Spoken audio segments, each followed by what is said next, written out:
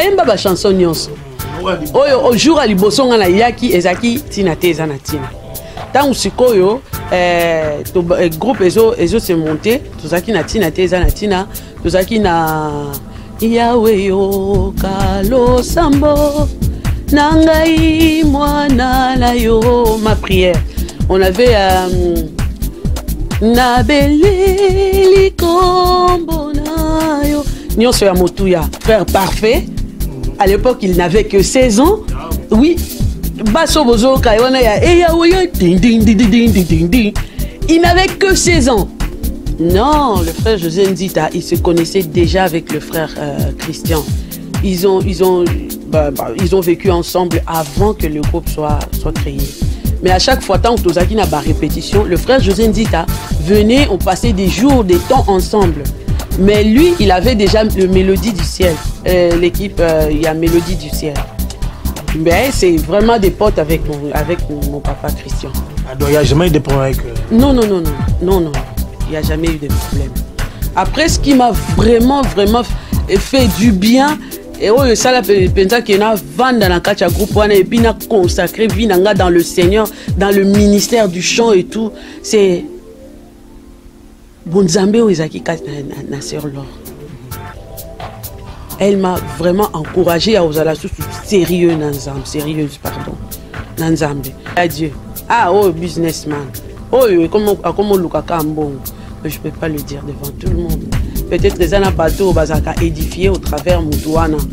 Peut-être Nzemboana malgré ça Lukela Ngombong, mais Malobaloba na Katie Pambolan de Komoko. Faut comprendre.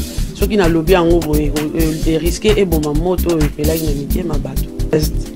Ceux qui conseillent ça. Ce que Robert a tenu, Tobeta ba concert et belé. Donc presque tous les concerts où Beta ina kin na période où on a zala qui na kin na beta yango. Partout bisika au papa Christian na maman Laure. Na groupe la mano Didi au Bakenda, na Kenda. On a été en Italie, on a été na Portugal, on a été à Rome, on a été na Belgique, on a été en France, Tokenda, Toulouse, Bordeaux, alors Tokenda, Stockholm, Tokenda, Suède, Finlande, Bambo, on a mis Bali. Tokenda Kuna, Tokenda États-Unis, Tokenda Afrique du Sud, Tokenda Brazzaville, Kolobate, Lubumbashi, Congo. Mesdames, Messieurs, bonsoir et bienvenue dans votre émission Au son de la trompette. Bienvenue dans votre émission qui parle de notre Seigneur, qui parle de notre Dieu. Une grande émission conçue pour ramener les âmes à Jésus-Christ. Voilà notre objectif. Notre objectif, c'est ramener les âmes à Jésus-Christ. Avec tout ce qui se passe actuellement dans ce monde, on ne sait plus qu'est-ce qu'il faudrait faire. C'est pour cela, dans cette émission, je reçois pour vous des pasteurs, je reçois des artistes chrétiens. Chers amis, cette émission sera bilingue. Donc, c'est-à-dire, nous allons parler en français et en lingala. Yango na pesili susu bande konangai ubwali kolanangai mbote mingezali ngai ndeko na bino Jérémy Mukuna na epona représenter bino émission na bino au son de la trompette. Donc natangwa suka kelelo kobeta yango kelelo esi ebandi kobeta fongola matoyi oyoka lelo na émission na biso oyo koleka pe na Cléboa original et puis simultanément na As Media Congo toyambeli bino lelo Maman Augustine Mpurumana ali artiste oyo abeta na Maman Nabiso Laure Mbongo le Laure beta histoire nae azana biso na poto awa ayaki vacances ayaki kotambola to kosala business be ayako vanda soki avanda na poto avanda pona nini et lisolango zelaki ndenge nini ti aya le loko mana poto surtout Nakatia au son de la trompette. Et comme c'est une servante de Dieu, je pense que Akobandape Mouke ko lei sabino mwaliloba pour bozalavma nakotondi sama Nakatia moni musanto. Merci na Fumu Yabilele Flori Mazoa. C'est la réalisation de l'émission de Lelo. Merci Mingi na papa Samuel P. Babiza ministère ya couple. Papa Samuel habité maman na rotika yote. Nazarana totambola. Et longo atako Covid mais totambola kaka. Maman Esther Mukuna, service traiteur la bonne bouffe. Vraiment Nzambe, apambola yo, ningole sarabatu malamu, ningolamba rabilo ya moto batu basepelara. En tout cas, vraiment, Longonia, Maman Esther Mukuna. Chers amis, chers téléspectateurs, c'est Jerry Mukuna qui vous présente cette émission. Donc, je reçois sur ces plateaux la grande artiste chrétienne que j'ai nommée Augustine pour Mana. Bonjour, Maman Augustine. Bonjour, Papa Jerry. Comment on a œuvré. Oyebi nazana esengo mingi po omoni tango zo yamba babi ndako oyo yambaka mosali na Nzambe ezanda ko epamboma bongo te eza bongo papa eza bongo ningi na otiko présenter yo awa ba landini bazolanda ba internet news tout na lobi que non yo oza ex artiste au sein ya groupe ya Maman Laure Mbongo.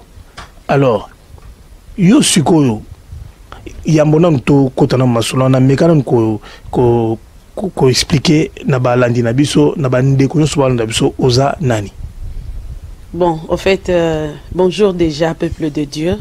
Que Dieu vous bénisse. Ndenge bozo landa biso na émission au son de la trompette. Na nesengo ya participer na émission oyo déjà. Nazali sœur Augustine Ndengo présenta Kingai, une personne normale comme tout le monde. Et c'était quoi encore ta question, Nabossani? Non, ma question c'était que tu fasses une brève présentation de toi-même pour que ceux qui te regardent puissent te connaître. Parce que déjà, bah, sentir, les gens sentent que aux autres dégager fraîcheur Moroboye, aux autres dégager tranquillité na kimia Moroboye. Et ça, bango, brièvement, Zanani. D'accord, Nazokoum Sanzambe, parce que peut-être Ebele pe balukanga, parce qu'une fois, il y a la semaine dernière, Naocho Bengande Komoko. Na ebisi on a me présenté ngai c'est Augustine na luka kayo kenda wapi nazali c'est Augustine oyazaki koyemba na sœur Laure Mbongo to banda groupe ensemble na 2000 dans le coulisses to sali 2001 groupe Bimi wa anticiper nga na kati ya émission na ngai wana mituna na ngai bayeba obotami wapi d'accord boza boni na libota okay. Ozana bayaya mibali ozana bandeko basi c'est comment là? D'accord, OK. Nazali sœur Augustine na botami na Kikwit na province na Bandundu na koli kunati na âge à 15 ans nde na yaki kin na tangi wana na kin vie na nga évoluer wana na tangi ba primaire non na yaki na secondaire na zui autobenga bac diplôme d'état kuna na zui yango wana après na ke ifasik na sali université na ngai na sisaki na 3e graduat na sala journalisme après tango nani activité na biso musicale et ko ampleur makasi et comme que to comme ko tambola partout dans le monde. Chers amis, chers téléspectateurs, vous tous qui nous suivez maintenant, vous tous qui êtes en train de regarder cette émission au son de la trompette, la sœur vient de se présenter, AFC Bino Azanani. Azanani, sœur Augustine, Maman Laure Mbongo, tu es Maman Mogo, Aïbani Mingi, pas na succès makasi. Mais le renier, ça que d'abord, Maman Laure Mbongo, yonaï bo kutanaki wapi pe boyebalaki ndenge nini. Papa Jerry, histoire Ezamoulaï. En fait, les voies de l'Éternel sont insondables. Et puis, la rencontre Moussout Ozala on a vie et zéro négligé. Ngana maman lor, tokutani na ba circonstance moro boye. En fait, na kata. J'étais chez ma sœur, déjà na Bossani bien aimé. Au tourner so na une famille à combien de personnes? Voilà. Oui. Dans la famille, il y a ban ébélé, na ba maman ébélé. Mais avec mon père, on est au Toyebi, bon, na yebi bande ko nga pe belé et pas maman na biso ami balé, était polygame, oui. Ma mère, chez ma mère, on était nés 6 personnes, 6 enfants, nga naza cadette. Mais derrière moi, il y a des sœurs, des frères et avant moi aussi, il y a des frères et des sœurs. Voilà, nga naza cadette chez ma mère, mais chez mon père, naza balé qui belé, naza pe na ba yaya mususu. Après, tant que j'étais chez ma soeur va divorcer dans mon bali, grande sœur place à Okenezate à Kei ko vanda pa muninga nae. Nga je ne pouvais pas y aller là-bas. Nake na permanence à église. Tant nake na permanence à église, na vanda kuna au moins 10 mois. 10 mois de galère. Ce n'a le big galère. On faisait des fois, c'était en 1999, en 1999, comme on le dit chez nous. Donc, n'a pas ça 10 mois des fois il arrivait que tu salis 3-4 jours tu liaté parce qu'il y avait rien à manger. Après on avait un frère à une période on a beaucoup souffert. 4 jours tu liaté. Toké pas maman lek na biso. Toké pas maman lek naé azaki un peu na moi mbongo. Aluke lui c'est l'eau rolia au bout de 4 jours hein. Toké trouver moi l'eau rolia. Après, au bout de Nasuka, tant aussi si qu'on lia, Natalinga bia, Nasenga mère oyo, maman oyo, aïdenga nazata mona musala na ye, nazorata $10. Le fils que, aïdenga na sombata elo, bata roulata, pour nazaki ne lamba moko. Nazalaki n'a pas 25 ans déjà, si je ne me trompe pas. Nazalaki n'a pas 25 ans. Donc, à 25 ans, pour se retrouver, bon, je ne sais pas en ce moment-là où se trouvent tes frères, où se trouvent tes soeurs, pour se retrouver dans la précarité, il y a précarité, voilà. Bon, ma soeur qui était avant moi, et à lundi, 4e, on va zaki na ville qui quitte, bazaki kotanga kuna. Ngai na zaki na yana biso misatu, o yazaki divorcé.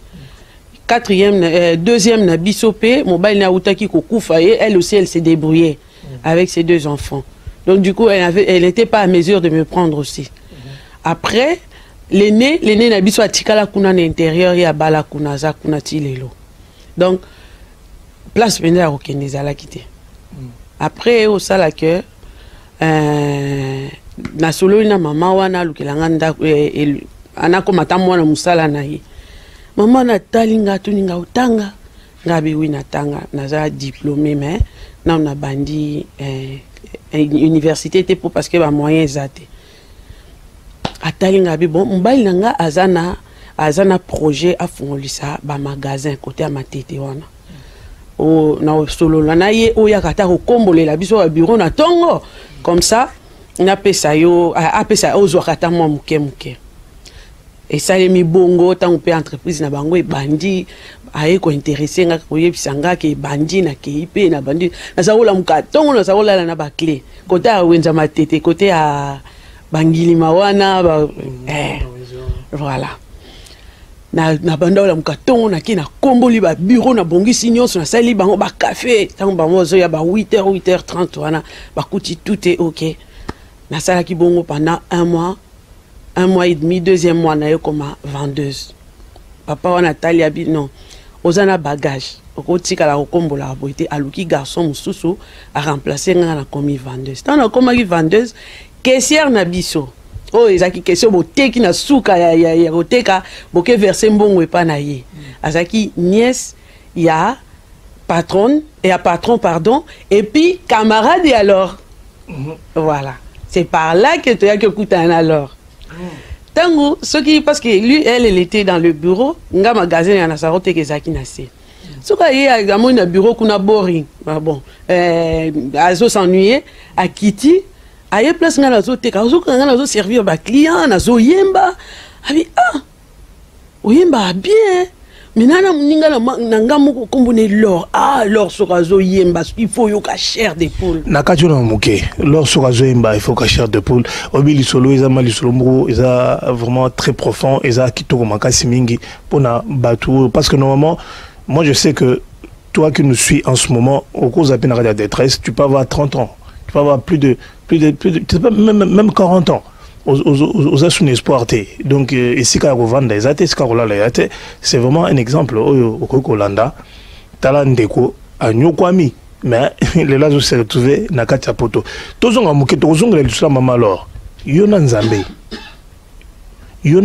e bandaki ndenge nini parce que déjà tant ozoloba wana là na permanence donc c'est-à-dire donc yebaki nzambe quelque part mais c'était vers quelle année de yebaki nzambe? Naebi Nzambe, l'année 1992.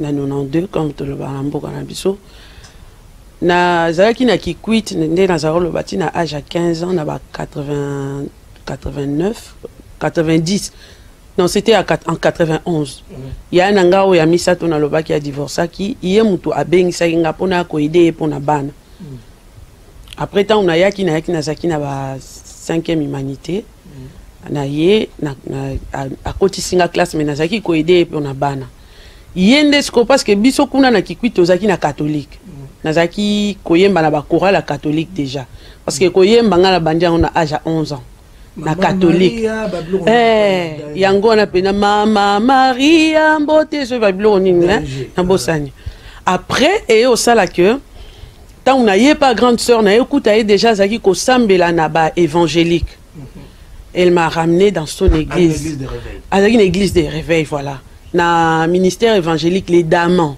na 15e rue et pas apôtre Diemo Mutombo na 92 91 fin 91 début 92 na février voilà je me rappelle encore na février 92 elle m'a ramené à l'église et Dieu a fait grâce que tant on a continué l'église j'ai fait directement la rencontre personnelle avec Jésus et j'ai eu j'ai été à être baptisé j'ai été baptisé après na kaka wana depuis wana histoire na ngana nzambe ebanda quelle grâce donc ebanda ndenge wana po biso mato bunda madonzo bunda na pona ko meyoka mbala mo quel ngolo tozalaki bana te tozalaki bana mike na fraîcheur wana ya innocence wana ya kibomwana nzamba sali ki a rencontré a sali rencontre personnelle et puis j'ai vécu des choses avec Dieu, j'ai une histoire avec Dieu,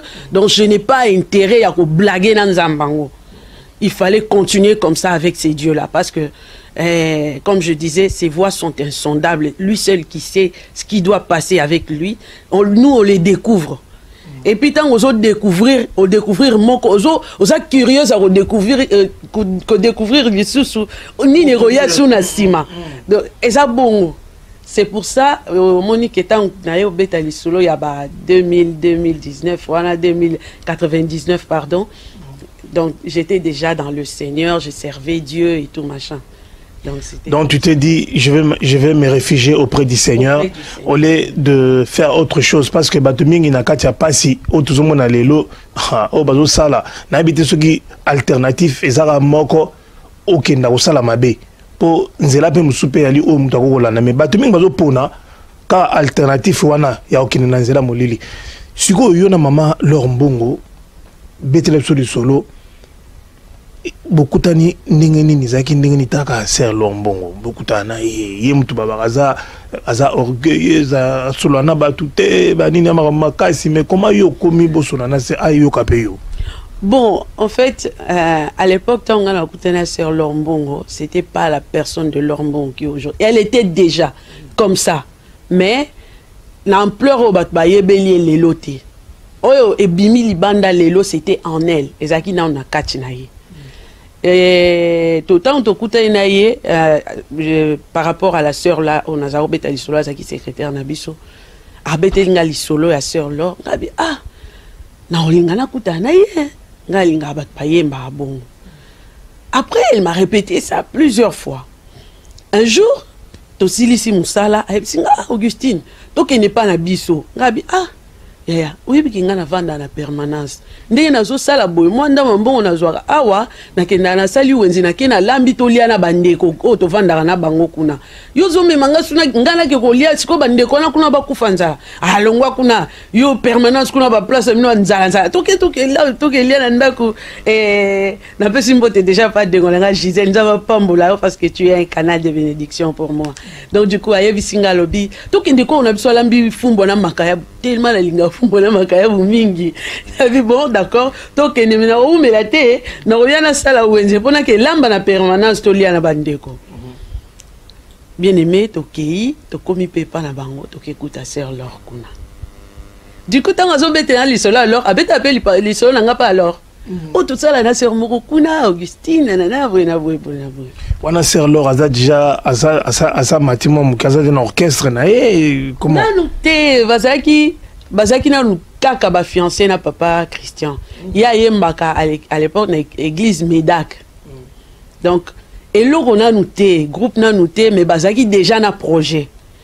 Nzamba pesa ki bango déjà vision. Bazaki ce qu'on a retraite, bazo prier pour Nzambe, apesa bango bateau ba ko accompagner vision na bango. Jo to kuta ina sœur Laure, a utaki na retraite wana aye ota la Gisèle. Tant que ce ko to komi à présenter biso. Augustine, Laure naïf sakayo, yeyo. Laure Augustine naïf sakayo, yeyo. Ok, d'accord. Ache fumbo anatolier, na maman Laure, na maman Laure, na sœur Gisèle, nangai tolier, to seki wana. À la fin, la seigneur maman Laure ah, Gisèle naïf sakayo yembaka bien. Oko bete la ngala ne lo mote na yoka. Maman Laure ache ayo chanjimba. Kumama kolo Yesu kumama. Kumama mwana na Nzambe kumama.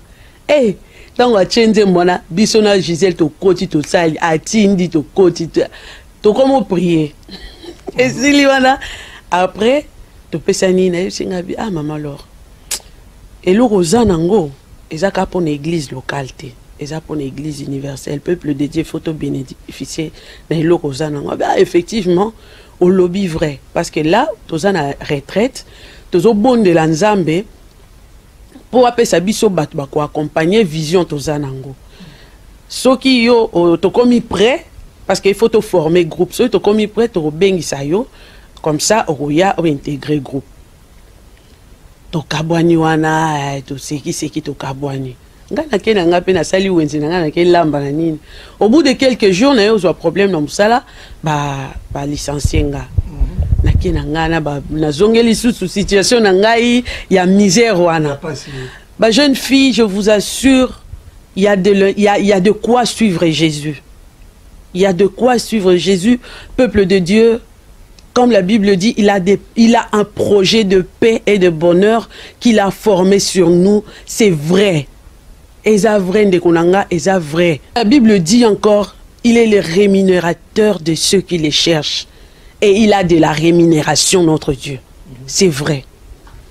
Tant on a accueilli, et comme il paie, pasteur leur paie, bandi groupe, à Tindelinga Maloba Pandeko Gisèle. Gisèle a été en permanence place Nazalaki. Ah, n'a pas accès.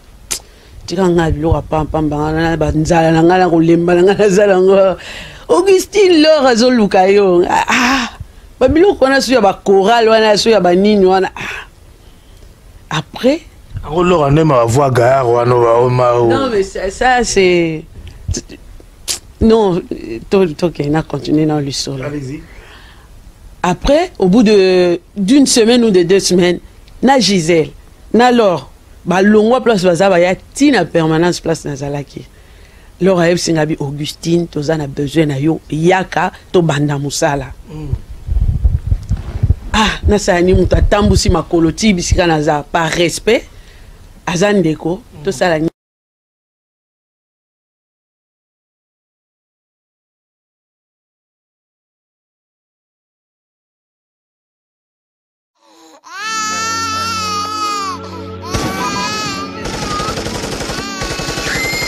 La Bible dit, si mon peuple sur qui est invoqué mon nom, s'humilie, prie et cherche ma face, et s'il se détourne de ses mauvaises voies, je l'exaucerai des cieux, je lui pardonnerai son péché et je guérirai son pays. Seigneur, les Congos et les Congolais veulent te voir en action.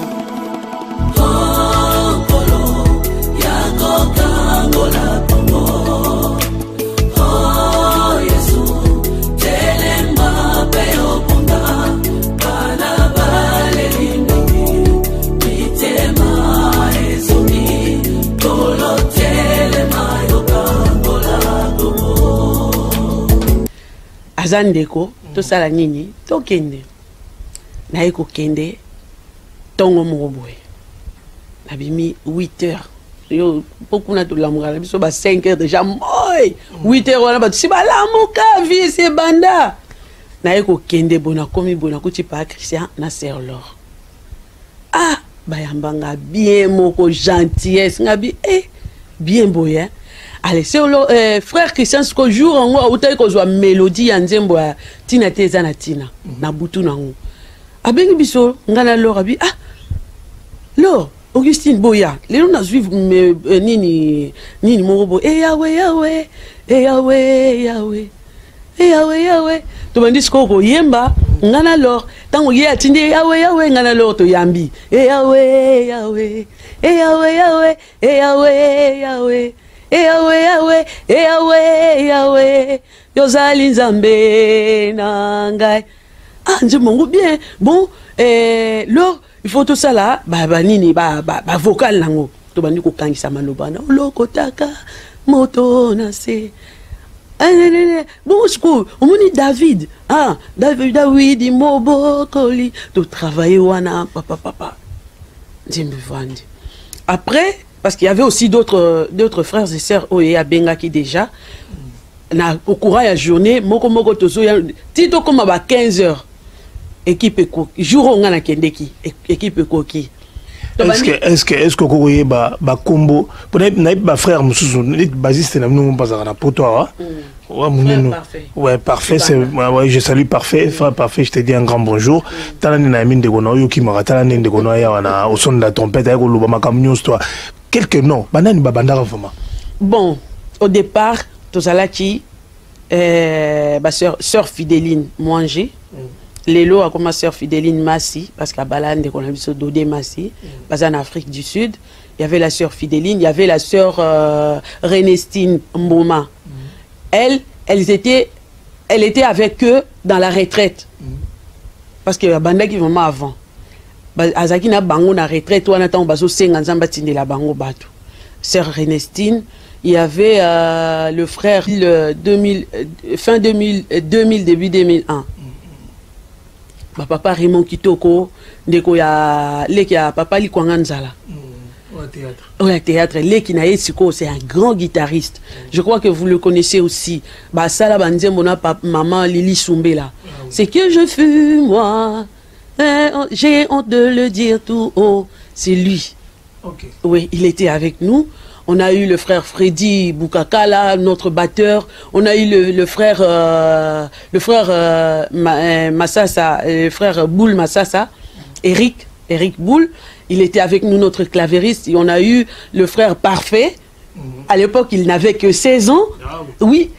Basso Bozo, il n'avait que 16 ans. 15 ans.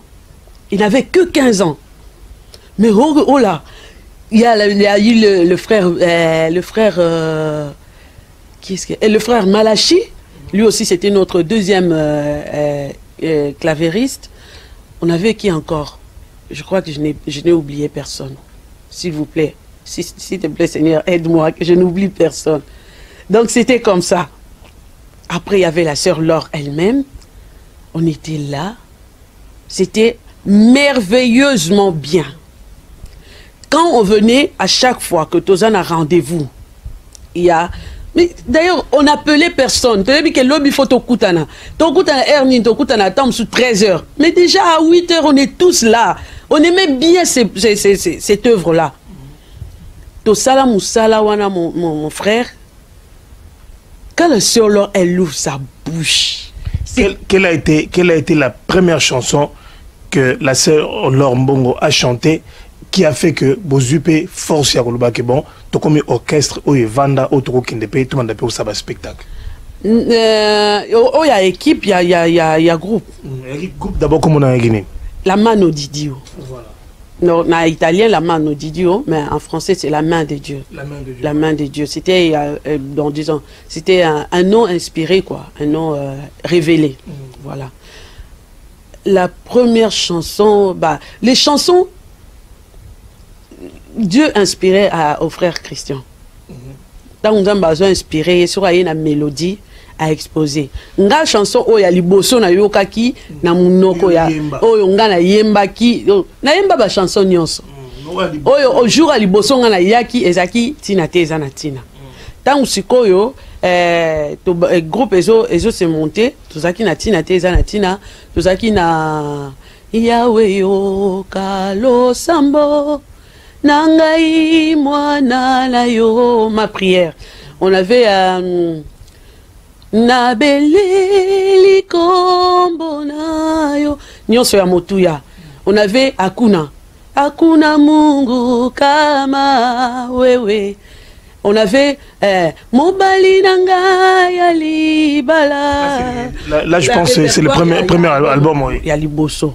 Donc c'était tout ça qui nous a vraiment façonné. Et ça nous a façonné dans le coulisses. Avant, il y a Bima. Et ça qui déjà, Moana, assis à Botami, à Ngulumi, à Telemi, l'accès n'a mis sur bateau à Tamboli. Alors, premier nini événement Oyo et Marcayo, na groupe la main de Dieu, c'est ça? Et ça, événement nini Oyo, Boussalaka. Et puis, il paraîtrait aussi que frère José Nzita pas à Ranabino. Non, le frère José Nzita, il se connaissait déjà avec le frère Christian. Ils ont vécu ensemble avant que le groupe soit créé. Mais à chaque fois, tant que Tozaki n'a pas répétition, le frère José Nzita venait, on passait des jours, des temps ensemble. Mais lui, il avait déjà le Mélodie du ciel. L'équipe, il y a Mélodie du ciel. Mais c'est vraiment des potes avec mon papa Christian. Ah, donc il n'y a jamais eu de problème avec... Non. Il n'y a jamais eu de problème. Après, ce qui m'a vraiment fait du bien, et ça la pensa qui a vendu dans le groupe et puis n'a consacré vie dans le Seigneur, dans le ministère du chant et tout, c'est Bonzambe Oezaki na sœur Laure. Elle m'a vraiment encouragé à oser sérieuse, pardon, Nanzambe. Quand on était en train de répéter, car dans le néant, on a tout évité, quand on était en train de répéter, à chaque fois, soit on bandit répétition, on finissait par la prière. Et par la prière, donc, nandenge toko kota prière, papa boko kota bo bandi répétition à 8h. Boko ya ko commis déjà à 14h, 15h dans la prière. Et il y avait des promesses qui se donnaient. Dieu donnait des promesses qui, de fois, ça se réalisait du tic au tac. Nzambalobi ndenge boza boé, boza na choisir bino pour boza elanga dans la chanson. Vous verrez ça, ça, ça et ça. En parlant de la prière, avant de continuer, est-ce que vous pensez qu'aujourd'hui, musiciens chrétiens mingi, baza vraiment, kosa ela, musale anzambe, na nenge me esengeli, bino tambo c'est l'ensemble n'engolobi bonena n'kobondela parce que c'était d'abord Dieu et le reste après. Mais aujourd'hui, lorsque vous regardez nos artistes actuels, est-ce que ça se passe comme vous le faisiez à l'époque? Bon. Est-ce que vous bondela, vous semblez que l'ensemble nous avant bas comme un star? Je ne peux pas dire quoi que ce soit par rapport aux autres parce que na vivana na bangote ngana zo beta o ngana vivre. Quand tu regardes, tant que tu as le paysage, il y a bino, il y a artistique lélo, il y a musique chrétienne. Est-ce que tu sens que qui vous sent tout mouvement, est-ce que sanctification est à respecter? Sainteté ou non? Papa, je ne sais pas si mon jugement, je peux peut-être le porter à mon coin, mais dans la Bible, il y a eu quelqu'un qui n'avait pas parlé, mais que la présence de Dieu avait parlé en lui. C'était Joseph. Tout autour de lui prospérait. La Bible dit parce que Dieu était avec lui. Ce qui mutwazana nzambe. Aobeta tangwate batunde bat baroloba. Ngana yebi na mutema nanga. Bato nazaki na tali na bi. Celui-là il a Dieu. Celui-là il a Dieu. Ah oh businessman. Oh comment lukaka mbongo. Mais je peux pas le dire devant tout le monde. Peut-être que un bateau bazaka édifié au travers Mutuana. Peut-être Nzemboana malgré ça lukela ngombongo mais maloba loba na kati pambola ndeko moko. Vous comprenez? Ce qui n'a lobby en ngobo est risqué et bon ma moto et pela inamité ma bateau. Il faut avoir moi déontologie wana to garder unité zala. Voilà. Mais ngai na soloba oyo ce que j'ai vu, ce que j'ai vécu. Il y a un obétali solo, il y a Bisso, il y a la main de Dieu. Parce que nous sommes une équipe de base, quoi. hein au bateau ba bandi fondation andaku bâtisse mur ba matisi mur tinda ko comme immeuble donc voilà quoi yango nga nazo bika donc j'ai vécu Dieu dans la main de Dieu. Et nayoka yo beta ke lo moko ke no lo mbongo orgueilleux non mon frère non parce que bon en tout cas na kutana batebele so ina tuni bango mais ser lo mbongo bon mon ngeni parce que moi à l'époque je n'ai na RLTV na radio Lisanga télévision une fois j'ai fait une émission avec ces couples là il y a très longtemps bon je me rappelle sur l'un des émissions ça vaut comment on ni ko ya na barbrise tant on époque na dirango voilà na dirango voilà so mona bango jour je sais pas si c'était encore à Kinshasa donc dirango physique quand émission d'après émission il y a RLTV na TV Roger Lumbala bon les gens disaient mais moi je suis à orgueil bon pour nani les années est-ce qu'ils ont solo pour il faut pas passer leur mbongo yo vana na lelo pour yo vana na o liana o bandi musala na il faut pas à travers maloba ozolo bon quand juger maintenant musique quand des ala elo mususu vivre na oyeba kati na c'est ça. Moi j'ai vécu avec la sœur Laure Mbongo dans le bâtiment na côté là pour les andenge na aza orgueilleusité sauf que c'est quelqu'un qui a de la personnalité. Faut comprendre. Un charisme. Non, personnalité. Donc, charisme, mais eza de nature timide. Au moins d'être au sola, tozaki de fois au monde avant le sola on soit intéressé na nango yete. À côté na yete, à quoi intervenir te avant dinaye.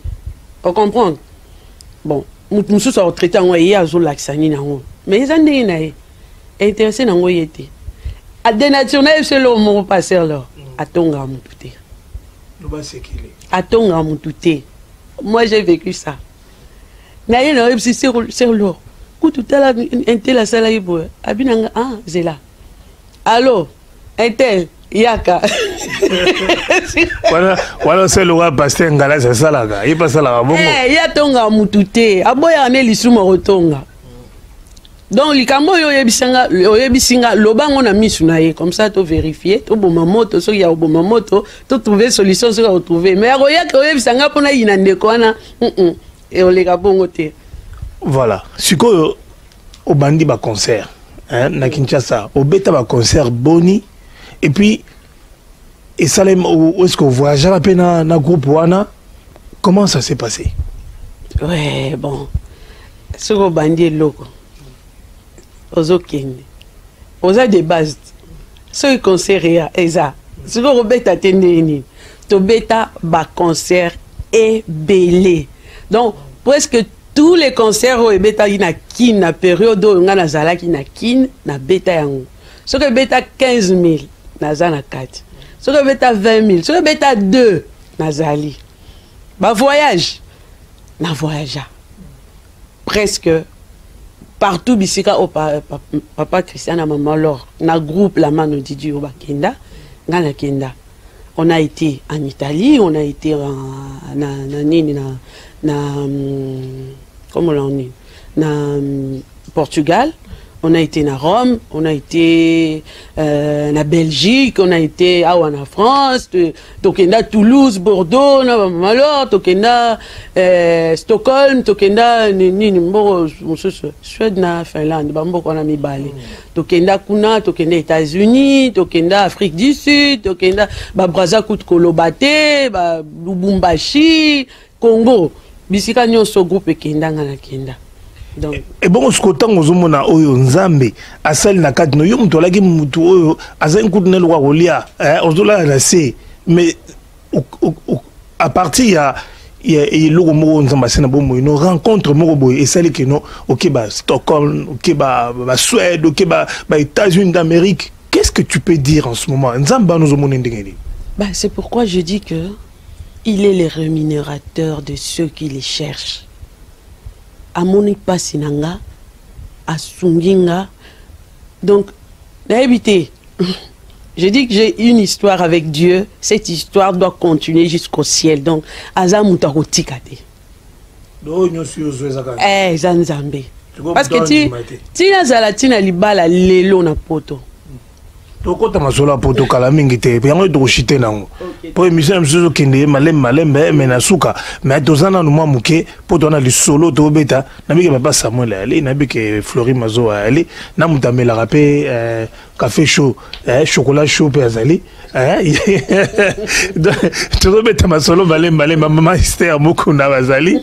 Qu'est-ce que ça te fait? Dis quelque chose à quelqu'un qui a perdu de l'espoir. Parce que, au moment où on a un plateau au son de la trompette, et ça, on a un leader d'opinion. Yo au saliming, au monipe mingi. Donc, tu as une expérience de la vie. En tant que grande sœur, petite sœur, yabatu, maman yabatu, hein? Il y a ça, mutu, oh, yazolanda, personne oh, aza peut-être à perdre espoir, nae, oh, zone masute, que nzambe, a rosana kat nabo moine, quelque chose. Ndeko moi si ndeko mobali na tourner regarde nanga vers toi. On a yebiso que il y a quelqu'un qui est là-haut dans les cieux. O ya yo kakayo. Pas soza nango ana solution nango. Seul conseil ngana opesa yo eza que soko moni que tu n'arrives plus, plie tes genoux, adresse-toi à lui.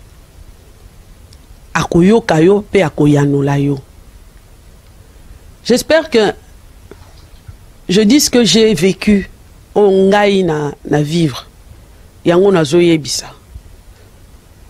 Il y a un Dieu là-haut dans les cieux qui existe, qui t'écoute et qui t'exauce. Oyako peso e yano na likamboza nango posa. Il est au contrôle de tout. Il est le créateur des cieux et de la terre et il a tout pour toi. Adresse-toi à lui, prie. Il t'écoute et il t'exauce. Alors, succès bon ça la porte le sert le bon à un succès n'est si laté mais qu'est-ce qui s'est passé oh ça dit que yo mbala mo boye utiki succès na nyo sto arota bo ke betasi nous on akino nous aller là akemikili azongi na kin akemikili kin mais ni ne sala que yo utika monde wana nyonso yo se retrouver na poto ya na poto ya pour ça là business donc oui vacances ou bien au vendre na poto. Bon. Et puis comment il a poto na neni quand est-ce que tu as arrêté avec la sœur Lombongo?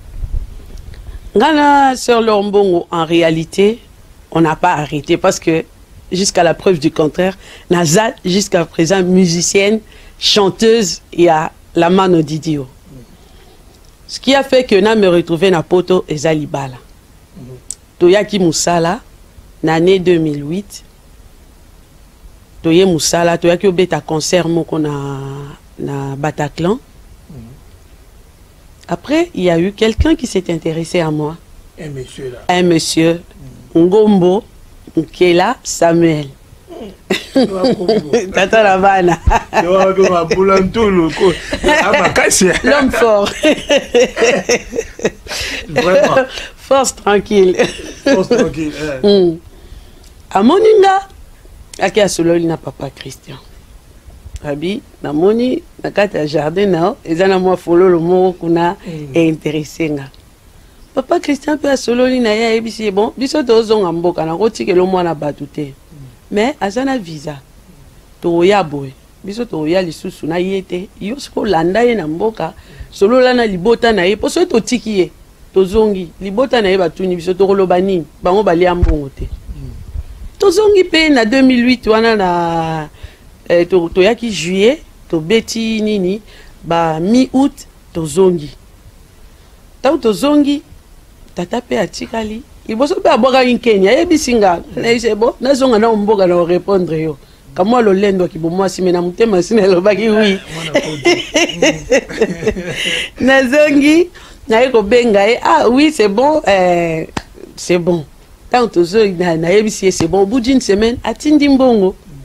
Nake na solo na papa ponga na eto sali tant na ye juillet août wana presque na dernière semaine ndeto yaki ko sala rencontre ngana ye donc tant na zongi ngana eto yebani te kan ndeto munana ki wana asepeli na ngato bala na bon déjà je veux dire quelque chose tant ngana zokola nazaki jeune fille comme toute autre jeune fille naza oyebisa bandeko bazaki tout autour na nga ba yebi na famille nanga.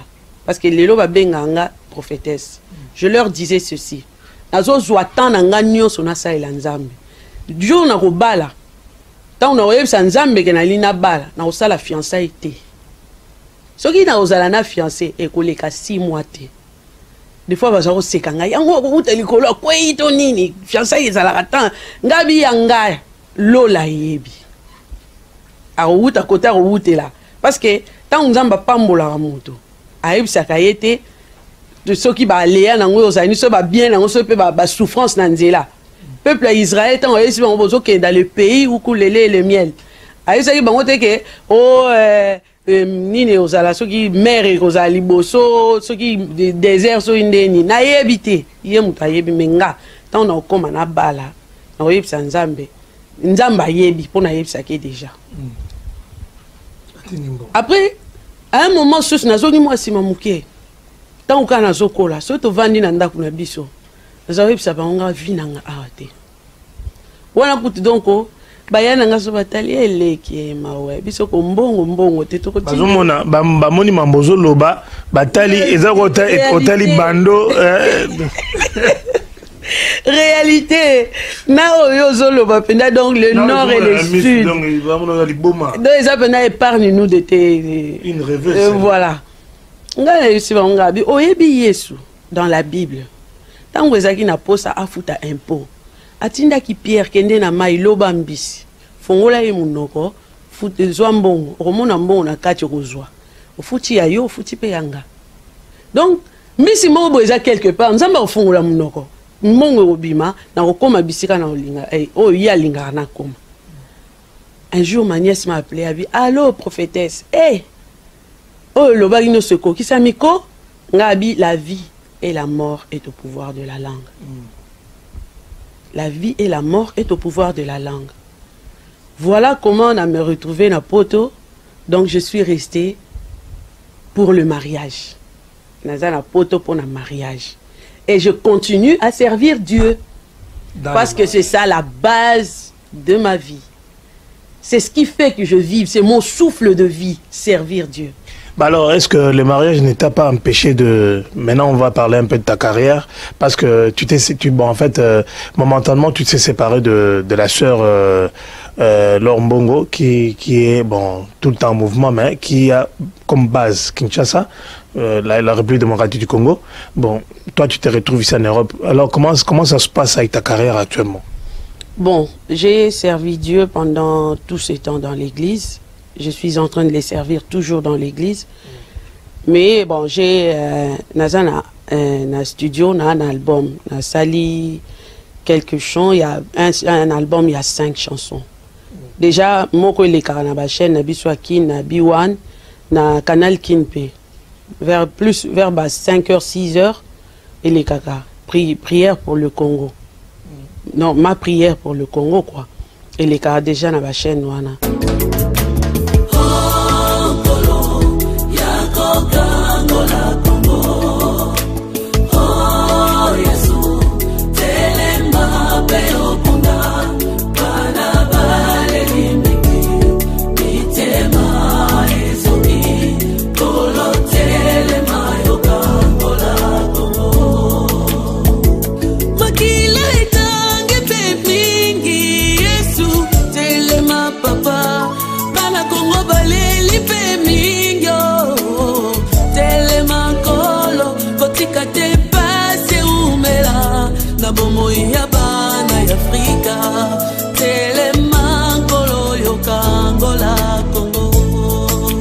Et le reste est dans un studio. D'ici là, je crois d'ici fin novembre ou début décembre, déjà, Peuple de Dieu va au monde sur le marché. Ouais, Nabi on a un studio à Junior Kadia. Junior Kadia qu'on salue aussi. Salam Sani Kitoko, un grand serviteur de Dieu aussi. Donc, on a qui Moussalo Salanga, la Yoka qui déjà, on est Moutufou Bayoka. Oui, bon, on a évité aux Olinga Bayoka. Album aux Saleza, ils ont combien de chansons, et puis la chanson phare, c'est laquelle? C'est Fongola Lola. Est-ce que tu crois que moi, offre de nombreux mois, moi, R, moi, Fongola Lola? Bon, moi, parti à Souka. Bato bakoma kotuna na ngai wapi nzambe na yo bato bakoma koloba na ngai wapi nzambe na yo libala yo loba tomonaka te wapi nzambe na yo kiekomba elata yo na nzoto wapi nzambe na yo bato bakoma kochola ngai wapi nzambe na yo bato bakoma koseka ngai wapi nzambe na yo fongola lola lole fungwama fongola lola o papa lole fungwama. Voilà donc Balandi, chers internautes, vous tous qui suivez Cléboa Original, vous tous qui suivez As Media Congo, je sais que vous êtes bénis en ce moment où vous êtes en train de suivre notre sœur Augustine Pouroumana, qui est artiste chrétienne, musicienne de elle a dit qu'elle n'était pas l'ex-musicienne de la sœur Laure Mbongo. Donc, quelles sont vos relations actuellement avec la sœur Laure Mbongo? Bobenga toujours et zanengeni. Vous savez, tu sois naté, c'est que tu benga naté pour ani. Bobenga lelo. Non, lelo to benga nité parce que ces derniers temps EBP horaire nanga ki na osala. Le quoi tu as une émission na yo, na ngaité parce que biso to bandi li solo et s'il a raté. Et s'il a raté, et s'il a raté. Donc relation plutôt. Il faut tirer à l'entrée maman la moi quand même.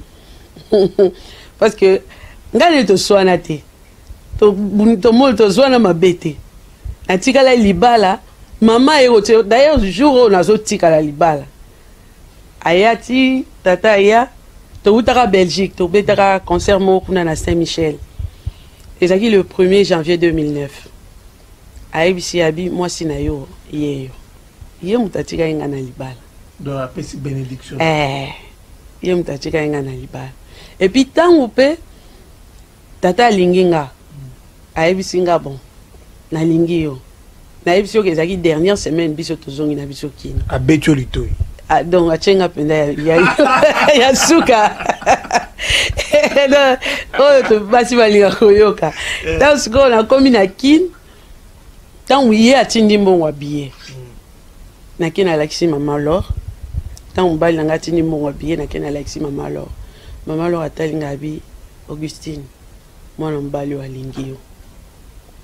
Pourquoi? Parce que Tokutani, au bout de quelques jours, dans laps du temps, on a son niveau de confiance.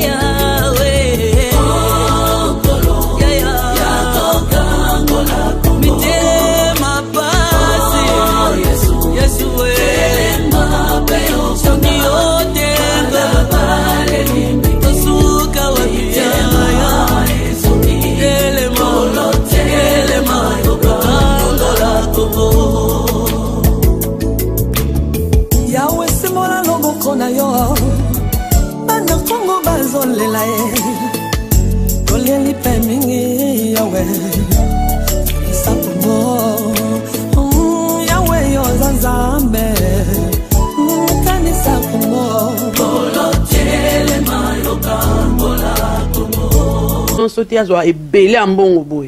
Attendez le kamba, bon son mélian. Du coup, attendez l'ingambon wana. Et puis, la somme billet express, hein. Et ça, c'est que, oh, Internet, il y a réservation T. Donc, voyage ça samedi, dans la somme billet mercredi, $2500. Bien kilo. La somme en gros. Yom to banda là 4 jours nzala mutatine $2500 on a vu au rêve même pas car bomba mo kanjo mais ça signe volingoti. Ah oui. Voilà donc chers amis, chers internautes, chers téléspectateurs, vous tous qui qui nous suivez, notre émission est arrivée pratiquement à sa fin. Maman Augustine, qu'est-ce que tu peux dire, neti conclusion par rapport à une émission Otosali à Liboso, mais à Soukate? La conclusion est le projet nayo, ma camion sur lingo sala. Qu'est-ce que tu peux dire à ceux qui nous regardent en ce moment? Oyope et Sengeli, zela album Oyozo sala, zela nguponani. Bon, peuple de Dieu, et là on a recouru Sabiso Ezaboye. Émission d'abord, comme on a au son des trompettes. Au son de la trompette. Au son de la trompette. Soyons aux aguets. Parce que déjà, il y a des signes de temps. Après, si je peux parler de mon album, c'est un album, pardon, Oyo et Kopambola peuple de Dieu. Naïvi ke na pambola bino na moi sans moro muke na mama lor mbongo. Tango peuple de Dieu lelo bazala béni. Solo inakati na molili ngai nako belela Yeswe. Yonde mwinda bomo ya kakongengisa ngai. Tango bato bayini ngai pongai moto na bondumbe. Aboya kingai tandi miko limbisa ngai. Soki bato bazali kozela ngai pona kufe.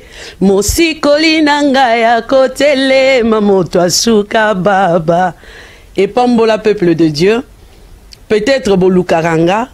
Là, je veux lancer quelque chose sur le terrain, sur bon, je ne sais pas si je dis le marché ou parce que c'est pour la bénédiction de l'œuvre du peuple de Dieu. Du coup, attendez-vous à être aussi bénis par la sœur Augustine qui vient rentrer dans l'assemblée des peuples de Dieu, dans la multitude des serviteurs de Dieu chantent. Baza déjà minene na sepela na bango nyonso. Nakotanga kombo na bango ate. Po baza ebele o bazo yemba kitoko, c'est une armée céleste. C'est une armée céleste.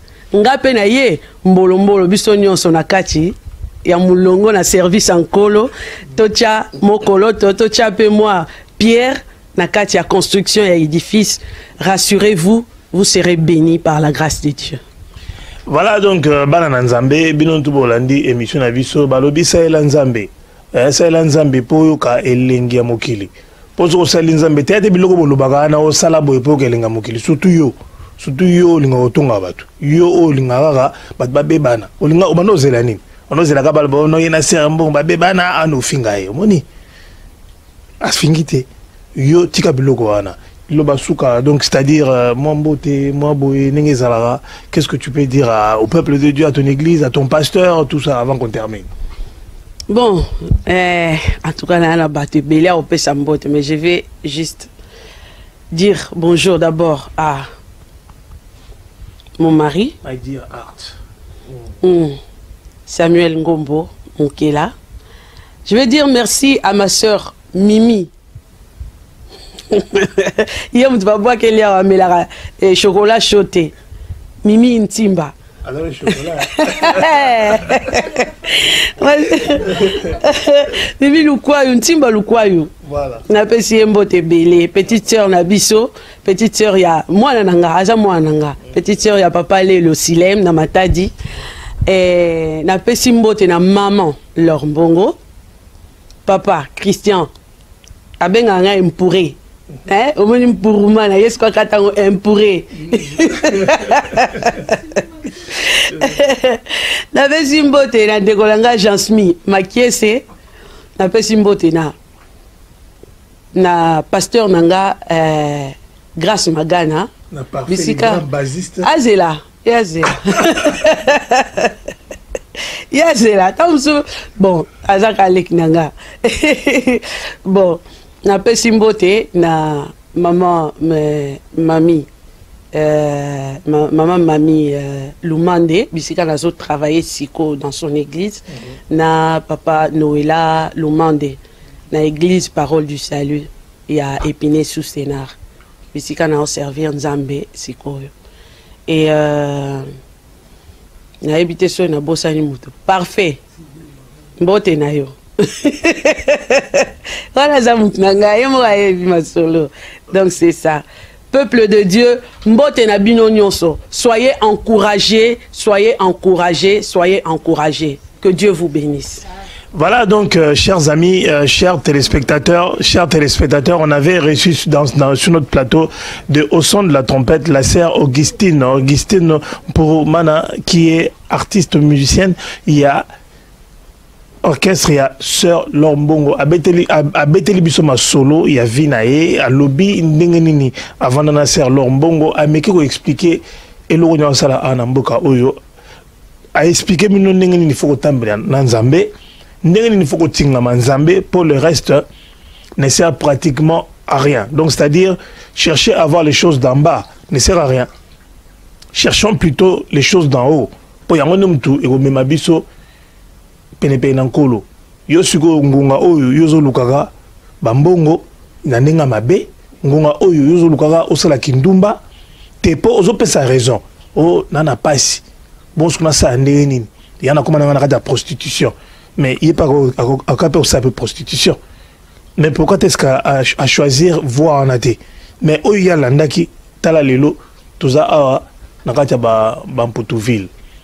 Naba papa Samuel Ningigara, Boyuka Masolo à Mutamotema. Voilà donc, j'ai dit merci à ma chère et tendre épouse, maman Esther Mukuna, service traiteur La Bonne Bouffe. Nzamba PCP, talent et belé à Kangarasuki. Amakiaka sala kwanga donc na habité à sala mapa donc habi nyonso mama Esther Mukuna donc soko lingi o lambi sabelo na ningi sengeli soko lingi service traiteur na yo o lingi ba nini batubali na fête no ba sepela adresse zaka moko service traiteur La Bonne Bouffe. Merci à Flori Mazoa en fumu ya bilele oyo ya motema. Merci à Maman Arlette Mazoa également. Et puis merci à notre petite Mercedes Mazoa. Merci à Thierry Anelka, na Autriche. Merci à Jean-Claude na Norvège. Et puis à Père Elanga, na Suède. Merci à tous ceux qui regardent l'émission au son de la trompette. Je vous ai dit, abonnez-vous massivement à cette chaîne. Bon, mais mangai, ngana besoin na bino. Pour bino nimbo pesanga makasi, pour pesanga mpifo. Pour liloba nzambe et kende musika. Ngana la force morote. Eza yo muto pesanga makasi wana. Yango na pesi merci mingi na César Ngadi Kleboa o aloba toujours tout le monde est d'accord et il en restera ainsi pendant très longtemps. Et puis j'ai dit merci également à Edino Image. Ces garçons-là, il connaît bien son travail et puis il fait beaucoup de choses. Merci également à Willy Kunda et Amado Chako Omba Lipasa, vraiment Nzambe, à Pambola, Bana Congo Nyonstu Bisika Bozali, Nabike Pasi Ezali, mais Elika Zara pas Nzambe, Elika Zara États-Unis, t'es na state, Elika Zara na Congo, quand na Congo nde toko lona pe toko buka mbuma ya kitoko. En tout cas, on se retrouve prochainement pour un autre numéro de Au son de la trompette. D'ici là, portez-vous bien et on se retrouve prochainement. Que Dieu vous protège et qu'il vous garde. Ciao.